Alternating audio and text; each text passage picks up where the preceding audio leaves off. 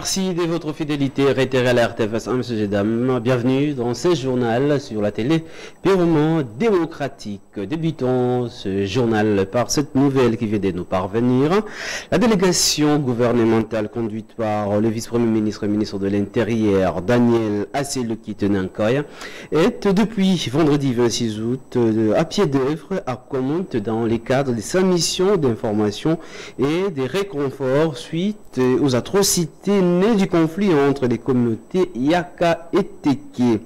La présence de cette délégation de haut niveau venue de Kinshasa a quelque peu rassuré les citadins et les villageois ayant perdu membres des familles et maisons.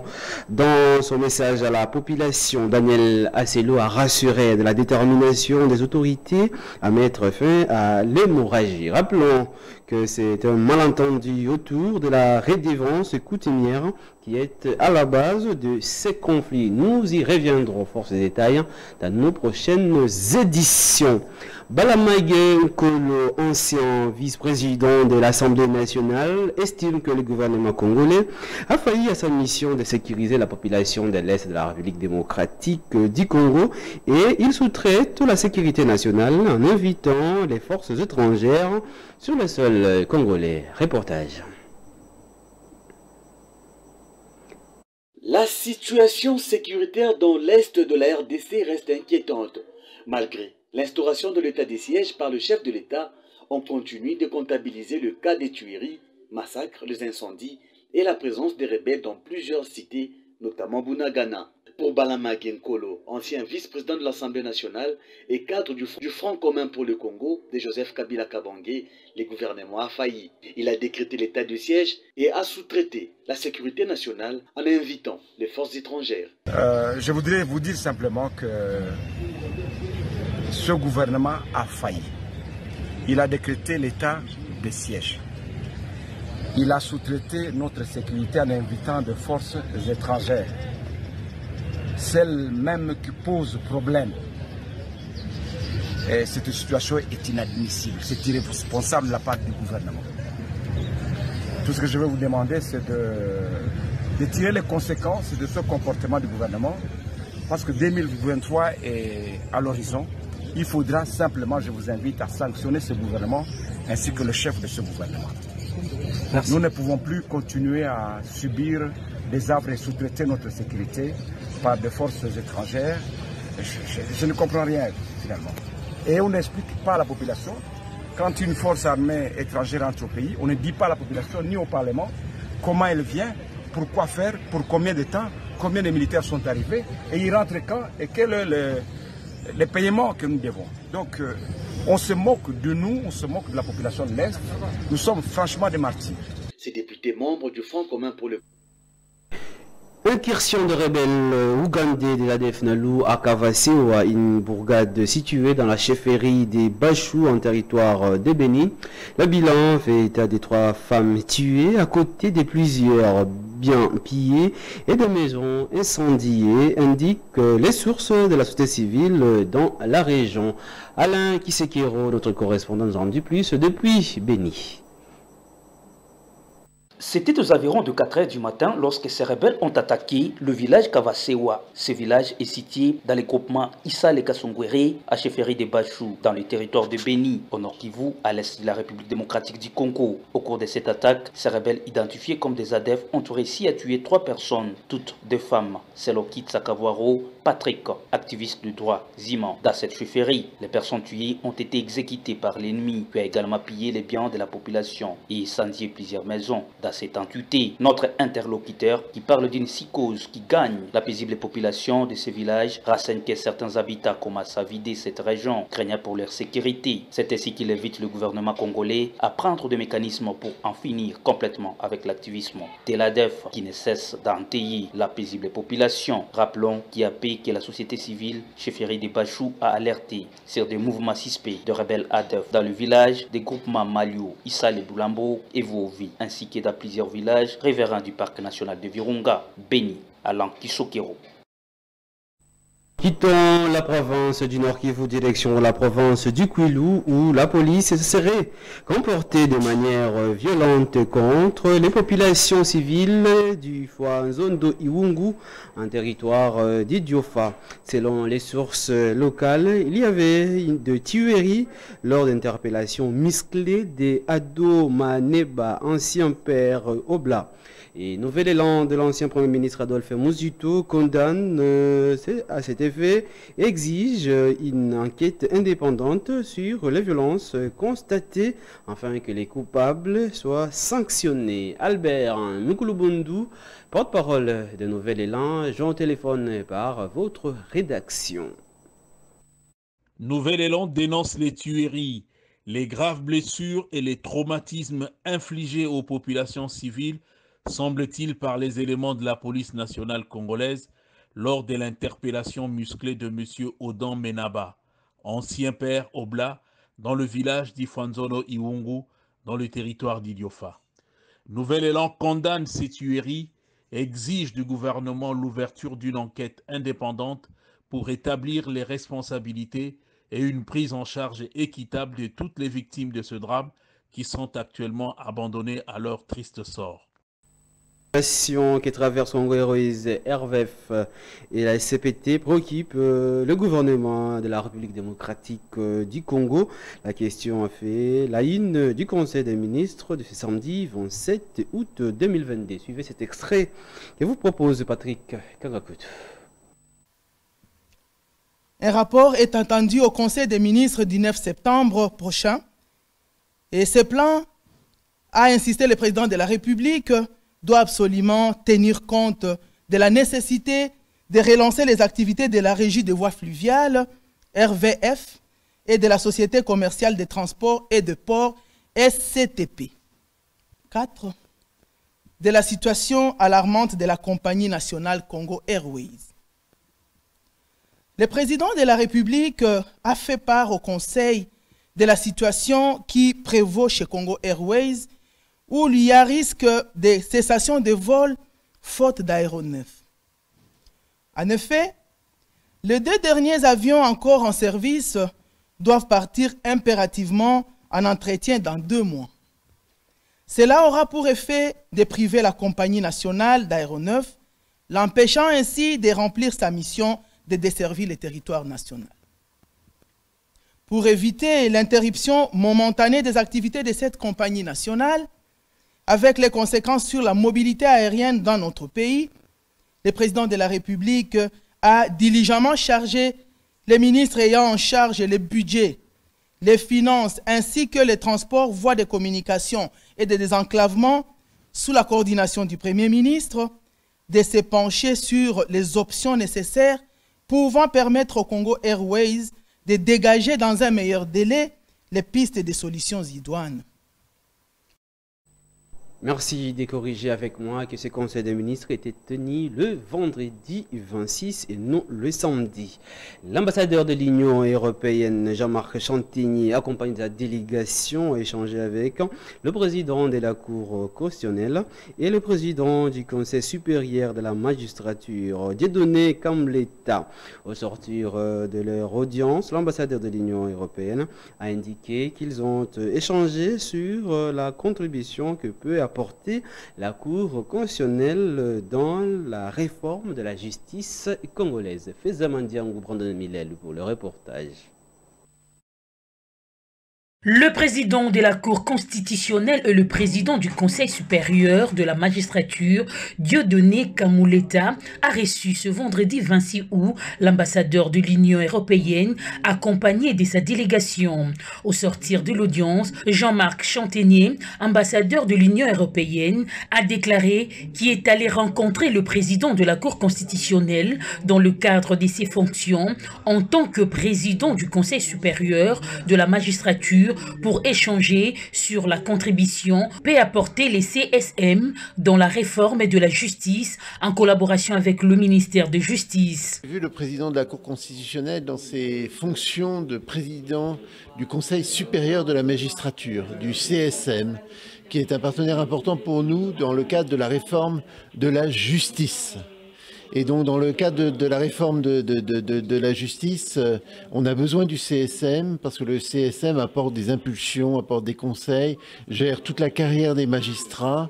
Et donc, nous avons échangé avec le président du Conseil supérieur de la magistrature sur les contributions que peut apporter le CSM à la réforme de la justice, en lien bien sûr avec le ministère de la Justice. Jean-Marc Chantegnier, en tant que plénipotentiaire de l'Union européenne, promet d'accompagner le RDC en matière de formation, équipement et construction d'un certain nombre de juridictions. L'Union européenne mettra à la disposition de la République démocratique du Congo une expertise technique avec le partenaire extérieur pour la modernisation de la justice. Ce sont des activités que nous conduisons en particulier dans le cadre du PARJ, le programme d'appui à la réforme de la justice. Et c'est le PARJ 2, c'est le second volet. Et justement, c'est des choses dont nous avons discuté, bien sûr, tout l'accompagnement en matière de formation, tout l'accompagnement en matière d'équipement, la construction aussi d'un certain nombre de juridictions. C'est des choses que nous faisons déjà, que nous poursuivons dans le cadre de ce nouveau programme. Une expertise technique que nous mettons à disposition de la République démocratique du Congo avec des partenaires extérieurs. Donc c'est une ouverture et c'est ce qui permet la modernisation du système judiciaire congolais. Écoutez, c'est des choses que nous discutons avec l'ensemble de nos partenaires congolais qui sont impliqués dans ce processus électoral, bien sûr avec le gouvernement et avec les autorités.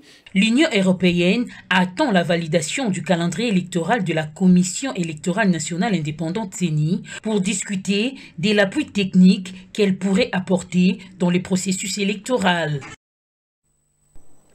L'Action pour la démocratie et le développement du Congo, ADD Congo, vient de clôturer ce samedi 27 août son deuxième congrès extraordinaire. Une cérémonie présidée par son président national, le prince Epengue. Patrick Kangakutu et Jérès Mabeka pour le reportage.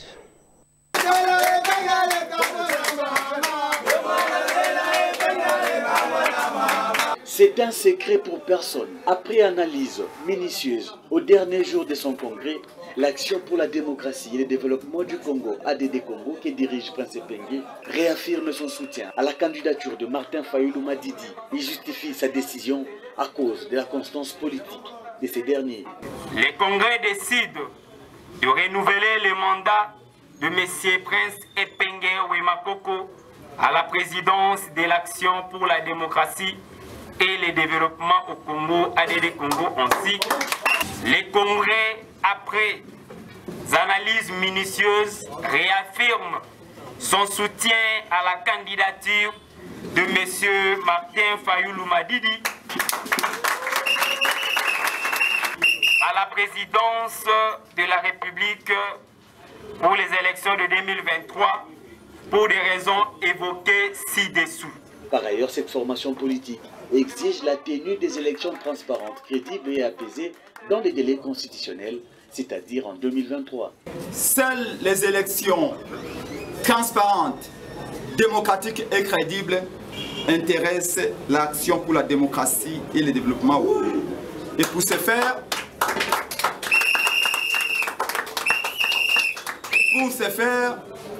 l'ADD Congo exige un cadre d'échange rapide entre la société civile, les camps de M. Félix Tshilombo et les camps des vrais vainqueurs des élections de 2023. L'ADD Congo exige également la publication du calendrier électoral par la Commission électorale nationale indépendante CENI. Au total, 3 bureaux construits sur ce fonds propre ont été inaugurés et mis à la disposition du mouvement de libération du Congo de Jean-Pierre Bemba Gombo, fédération de la fourneau de la ville-province de Kinshasa. L'œuvre est de Cédric Nguindou Budouya, cadre du parti qui voit son rêve s'est réalisé. Une initiative qu'il inscrit dans les cadres de la redynamisation du MLC. Patrick Kangakutu et Brandon Milalo pour les reportages. Esika mwana Funa, mwana Selembao, Cédric Ngindu, afungoli pona biso, toyaka koyoka sango ya MLC, pe ya Jean-Pierre Bemba. Désormais, le mouvement de libération du Congo, MLC, Fédération de la Funa 2, dans la ville-province de Kinshasa, a officiellement 3 nouveaux sièges. Il s'agit de la permanence de Selembao, Bumbu et Makala, une initiative d'un cadre du parti en la personne de Cédric Ngindu Bidoya qui explique sa motivation. C'est à l'occasion de mon anniversaire de naissance, j'ai bien voulu offrir à mon parti, le Mouvement de Libération du Congo, des cadres de réunion. Nous avons aujourd'hui procédé aux inaugurations des différents bureaux qui siègent à la Fédération Funa 2. Il s'agit des communes de Makala, Bumbu et Selembao. Aujourd'hui, nous sommes venus ouvrir les portes. Nous invitons tous les habitants de Funa 2 à venir adhérer au MLC, avoir leur carte. Et s'ils veulent avoir des nouvelles du parti, s'ils veulent discuter politique, ils ont un cadre aujourd'hui à Makala, à Selembao et à Bumbu pour communier dans les couleurs du MLC. Laurent Gimbi, chef de poule de Selembao, s'est réjoui de cette nouvelle adresse et profite pour lancer un appel à des adhésions massives. Vraiment, c'est mingi Selembao, tu as un bureau, il y a MLCT, bureau de parti. Mais la initiative, il y a moins mboka, oyo alingi biso mingi, akaniseli biso, honorable Cédric Ngindu, aiko sala biso eloko kitoko oyo.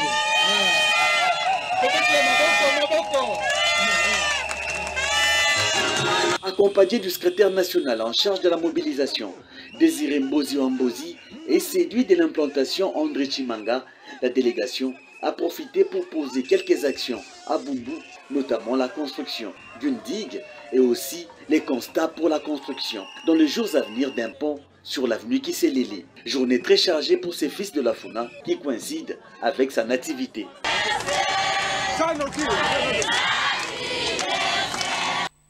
Éducation dans ce journal. La synergie des syndicats des enseignants du Congo demande aux parents de garder les enfants à la maison, pas de rentrée des classes et si le gouvernement ne répond pas à leurs revendications. Décision tombée à l'issue d'une assemblée générale d'évaluation tenue ce samedi 27 août à son siège.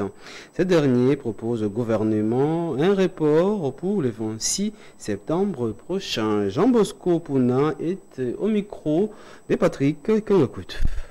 L'enseignant de la RDC a tenu le samedi 27 août 2022 à Kinshasa l'Assemblée générale des enseignants pour statuer sur les revendications pressantes et imminentes des enseignants avant la rentrée scolaire telle que fixée par le gouvernement de la République.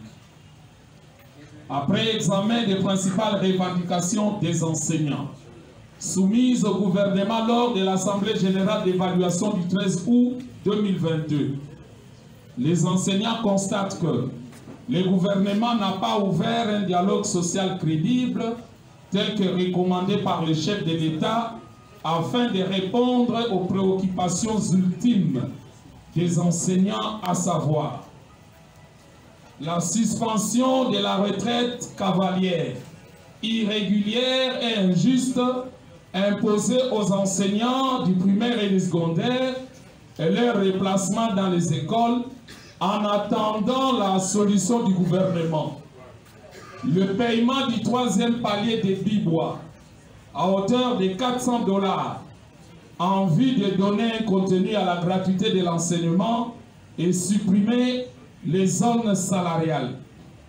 L'uniformisation de la prime institutionnelle de gratuité à tous les enseignants du primaire sur l'étendue du territoire national à hauteur de 200 000 francs congolais.